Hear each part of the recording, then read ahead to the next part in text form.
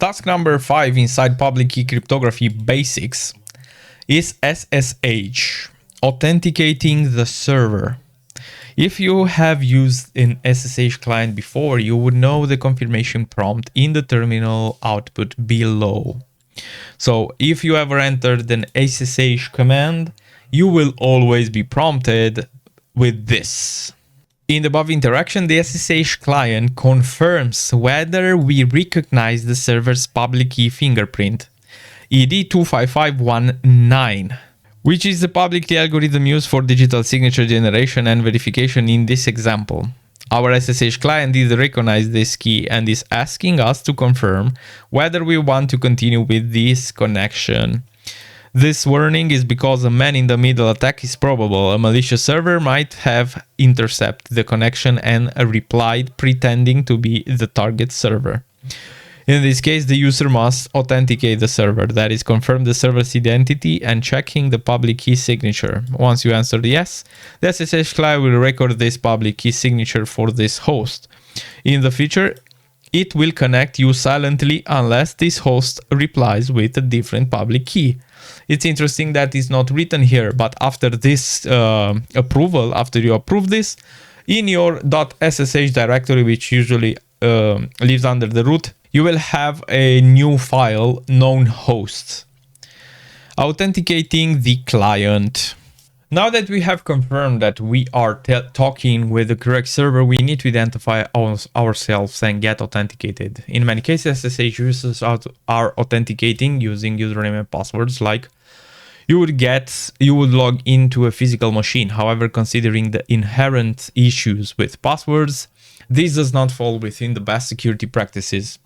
At some point, one will surely hit a machine with SSH configured with key authentication instead. This authentication uses public and private keys to prove the client is a valid and authorized user on the server. By default, SSH keys are RSA keys. You can choose which algorithm to generate and add a passphrase to encrypt the SSH key. SSH keygen, basically, this is used in order to create your keys. In the SSH keygen is the program usually used to generate key pairs. It supports various algorithms as shown on the manual page below. Here you can see manual of SSH keys. Basically, it will display some algorithms. The following is just for your information. At this stage, we recommend that you recognize their names only. DSA, Digital Signature Algorithm, is a public key cryptography algorithm specifically designed for digital signatures. ECDSA, Elliptic Curve Digital Signature Algorithm, is a variant of DSA that uses elliptic curve cryptography to provide smaller key sizes for equivalent security. ECDSA with security key is an extension of ECDSA. It incorporates hardware-based security keys for enhanced private key protection. ID 25519 is a public key signature system using EDDSA, Edwards Curve Digital Signature Algorithm with curve 25519. And then we have the same ED 25519 but with SK with security key. Is a variant of ED 25519 similar to ECDSA SK. It uses a hardware-based security key for improved private key protection. Let's generate a key pair with the default options. Here we see SSH keygen T with this algo, right? And then it generated public-private keys. Boom, there you go. Has been saved. Here it also says the locations where you have them. It will be very easy to differentiate them. They have the same name, but this is the private one and this is your public one. This public key you will use in order to authenticate more securely than when you have a password for SSH. Pretty simple. In the above example, we didn't use a passphrase to show you the content of the private key. Let's look at the generated public key. So the public key, you can check it, you can show it, it's all right. And the generated private key, which is this one, right? Here we get the public key. And here is the result. Hey, here it's also, they display also the private key. Note that the private key is shared above for demonstration purposes. Very important to remember. And was purged afterwards. Sharing a private key would be the most insecure act anyone can commit against their security. On another note, had we used -T RSA, the resulting keys would have been much longer. SSH private keys. As just mentioned, you should treat your private SSH keys like passwords. Never share them under any circumstances. They are called private keys for a reason. Someone with your private key can log into the servers that accepts it. That is included among the authorized keys, unless the key is encrypted with a passphrase. It's very important to mention that the passphrase used to decrypt the private key doesn't identify you to the server at all. It only decrypts the SSH private key. The passphrase is never transmitted and never leaves your system. Using tools like John the Reaper, you can attack an encrypted SSH key to attempt to find the passphrase, highlighting the importance of using a complex passphrase and keep your private key private. When generating an SSH key to log into a remote machine, you should generate the keys on your machine and then copy the public key over, as this means the private key never exists on the target machine using SSH copy ID. However, this doesn't matter as much for temporary key generating to access CTF boxes. The permissions must be set up correctly to use a private SSH key, otherwise SSH client will ignore the file with warning.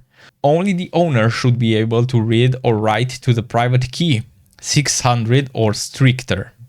SSH-i private key file name and then user at host is how you specify a key for a standard Linux OpenSSH client. So basically this, let's see up here. Yeah, so you see this command, right? This is where you introduce a password, but this is where you use your public key to connect to user and host. Much safer than this one. Key trusted by the remote host. The root SSH folder in the default place to store these keys for OpenSSH exactly. The authorized keys, note for the US English spelling file, in this directory holds public keys that are allowed access to the server if key authentication is enabled. By default on many Linux distribution, key authentication is enabled as it is more secure than using a password to authenticate. Only key authentication should be accepted if you want to allow SSH access for the root user.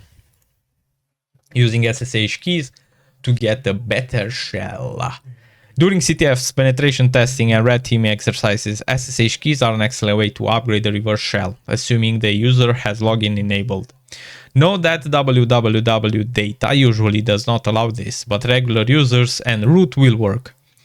Leaving an SSH key in the authorized keys file on a machine can be a useful backdoor, and you don't need to deal with any of the issues of unstabilized reverse shell like Ctrl-C or lack of tab completion.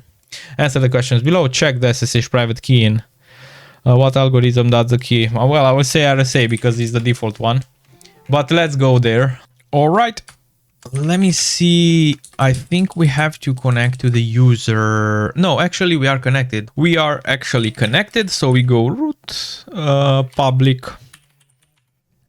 crypto basics and task number 5, I presume, right? And in here should have the... Oh, okay. I will not go into this, but this is a very common word list used in brute force, for example, in CTFs. Task number 5, what algorithm does a key use? Yeah, so it's basically good. The idea is A, but let me see what else do we have in here. Public crypto. Actually, let's check out this. You can see RSA private key, right? So this is our private key. RSA is the algo.